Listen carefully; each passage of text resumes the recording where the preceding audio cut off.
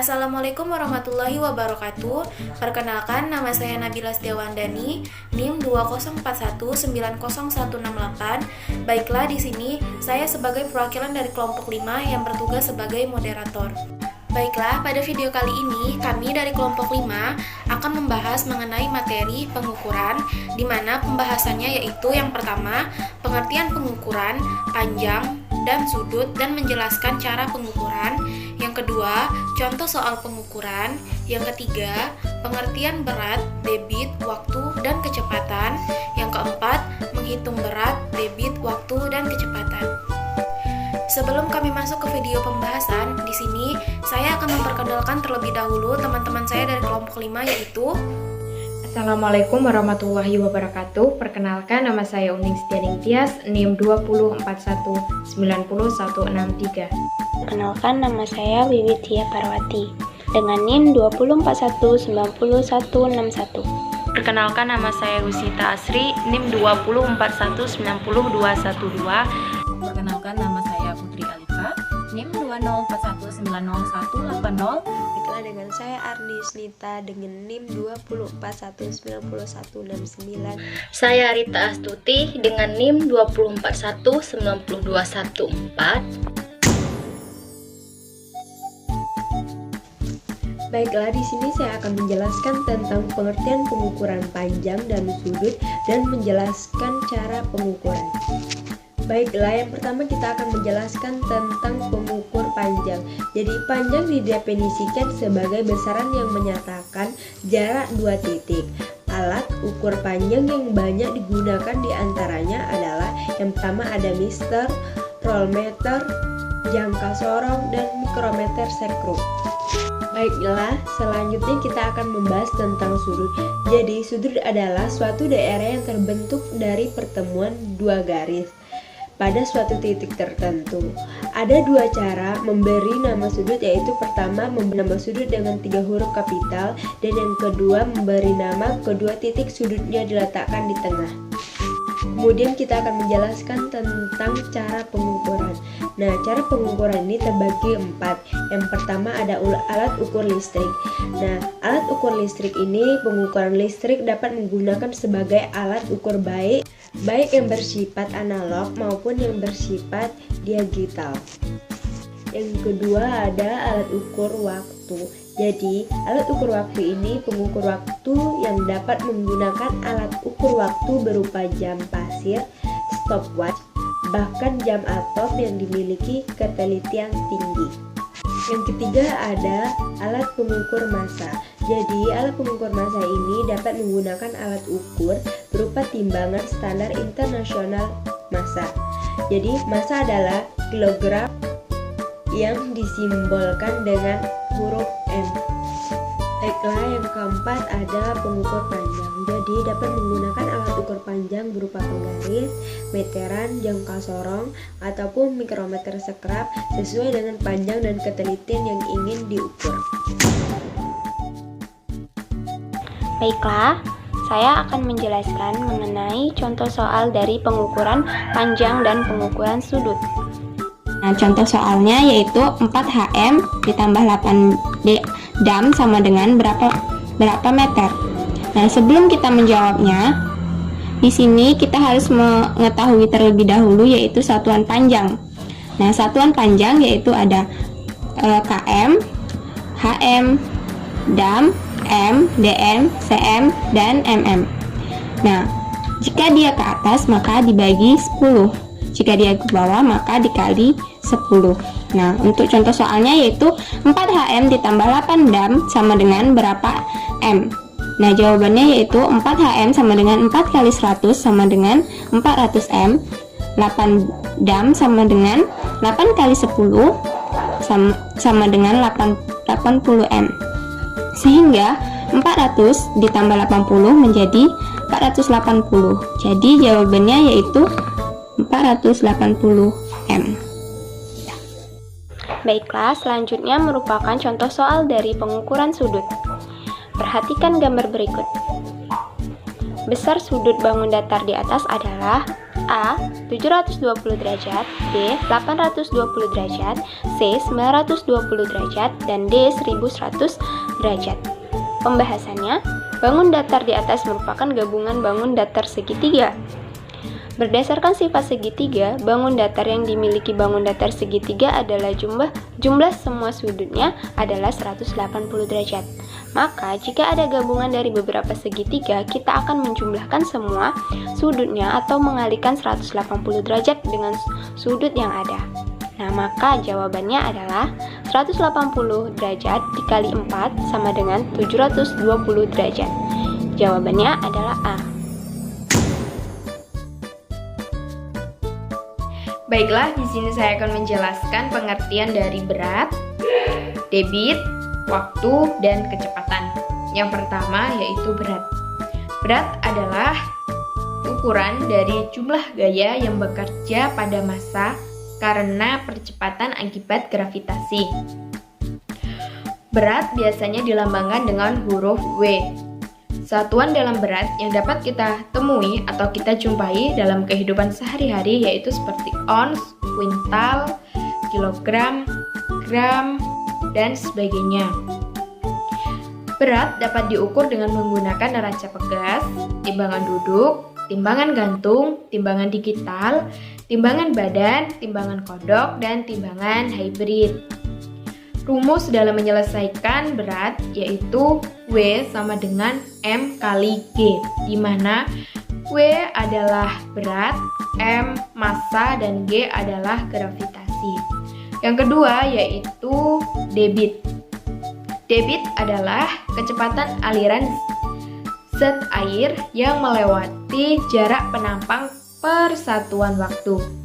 Debit menggunakan satuan volume atau waktu, atau mili per detik, liter per detik, meter kubik per detik, liter per jam, meter kubik per jam, dan sebagainya.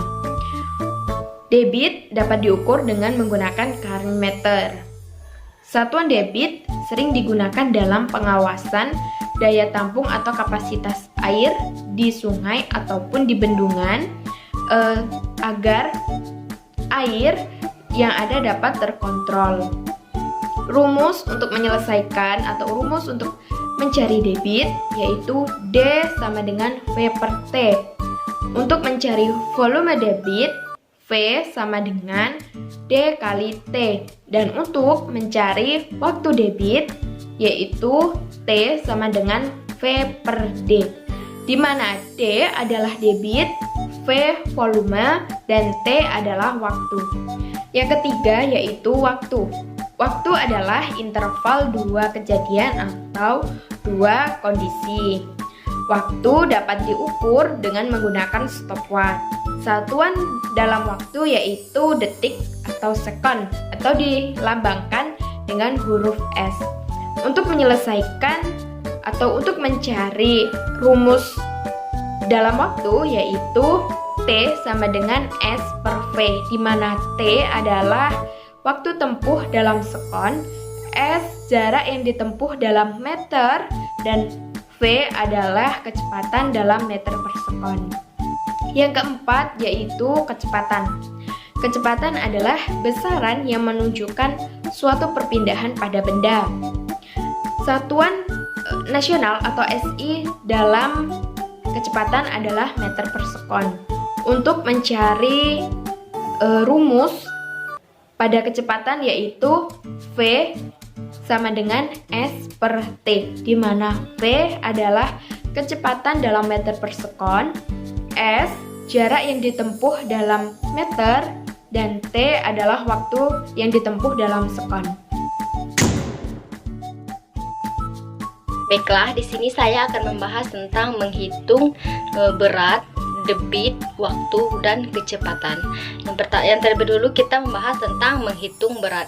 Adapun soalnya, Naila membutuhkan 750 es kering diperlukan untuk mendinginkan ikan agar tetap segar. Berapakah kilogram es yang dibutuhkan dalam 1 minggu? Mari kita selesaikan soal berikut. Naila membutuhkan 750 kg es kering setiap harinya. Berikut gambar es krimnya.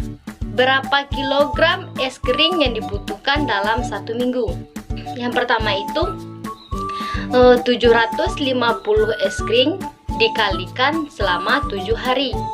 Berarti 750 dikalikan 7. 7 dikali 0 sama dengan 0. 7 dikali 5 sama dengan 35. Kita simpan terlebih dahulu 3. 7 dikali 7 sama dengan 49. Ditambah 3 sama dengan 52. Berarti hasilnya 5250 kg. Berapa kilogram es krim yang dibutuhkan dalam 1 minggu? Yaitu 5250 kg. Baiklah, selanjutnya itu menghitung debit. Soalnya sebuah keran mengalir air 60 liter selama 10 menit. Debit air yang mengalir dari keran tersebut adalah liter per jam. Yang pertama diketahui adalah volumenya, yaitu 60. Yang kedua yaitu waktunya 10 menit. Langkah selanjutnya untuk mengerjakan waktu sama dengan 10 menit. 10 menit ini kita jadikan jam. Kita ingat bahwa 1 jam itu adalah 60 menit. Sekarang kita balik, kalau 1 menit dijadikan jam yaitu 1/60. 1 menit sama dengan 160 jam. Selanjutnya 10 dikali 1/6 jam sama dengan 10/60 jam, sama dengan 1/6 jam. Sekarang dibutuhkan mencari debit. Tentukan untuk mencari debit, kita tentukan terlebih dahulu yaitu volume. Volume dibagi waktu sama dengan 60 liter dibagi 1/6 jam, sama dengan 60 kali 6 liter per jam sama dengan 360 liter per jam. Berarti debit tersebut yaitu 360 liter per jam. Baiklah, selanjutnya yang ketiga itu menghitung waktu. Soalnya Syarif mengendarai sepeda motor dari kota A ke kota B dengan kecepatan rata-rata 40 km per jam yang berjarak 100 km. Berapa lamakah butuh waktu yang ditempuh Syarif? Yang pertama itu ada kita tentukan kecepatan rata-rata yaitu 40 km. Yang kedua itu jarak 100 km. Yang ditanyakan waktu, rumusnya adalah jarak dibagi kecepatan. Jaraknya yaitu 100 km, waktunya 40 km. 100 dibagi 40 sama dengan 2,5 jam. Berarti kecepatan yang ditempuh oleh Syarif itu 2,5 jam per jam. Baiklah, yang terakhir itu menghitung kecepatan. Soalnya tempat wisata berjarak 14 km dari jalan utama. Rini menempuh jarak tersebut dalam waktu 2 jam. Berapakah kecepatan rata-rata Rini? Penyelesaiannya. Yang pertama itu jarak yaitu 14 km. Yang kedua waktu yaitu 2 jam. Yang ditanyakan kecepatan rata-rata. Rumusnya jarak dibagi waktu sama dengan jarak 14 km per waktu 2 jam. Kecepatannya adalah rata-rata adalah 14 dibagi 2 sama dengan 7 km per jam. Berarti kecepatan Rini yaitu 7 km per jam. Baiklah, sekian video dari kelompok 5. Apabila ada salah-salah kata, kami mohon maaf. Kami akhiri. Wabillahi taufiq wal hidayah. Wassalamualaikum warahmatullahi wabarakatuh.